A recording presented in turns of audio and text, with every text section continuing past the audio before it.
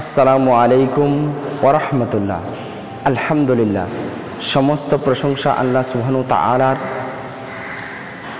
শান্তি অবতীর্ণ হোক আদম আলাইহিস সালাম থেকে নিয়ে যত নবীগণ এসেছে, বিশেষ করে আমাদের নবী, সারা দোজাহানের নবী আহমদ মুহাম্মদ সাল্লাল্লাহু আলাইহি সাল্লামের ওপর অজস্র দ্বারায় সালাম ও শান্তি বর্ষিত হোক। সকলে বলুন আল্লাহুম্মা আমিন। আপনাদের সম্মুখে বুখারী হাদিস পেশ করব ইনশাআল্লাহুল আজিজ।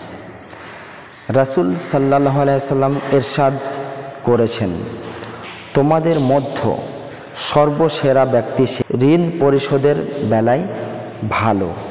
সহিহ বুখারী হাদিস নাম্বার 2305। সকলে হাদিসটি ফলো করবেন। ঋণ পরিশোধকারী ব্যক্তি ভালো। রাসূল সাল্লাল্লাহু আলাইহি সাল্লাম বলেছেন, অতএব ঋণ থাকলে ঋণ পরিশোধ তাড়াতাড়ি করতে হয়, এটাই ভালো।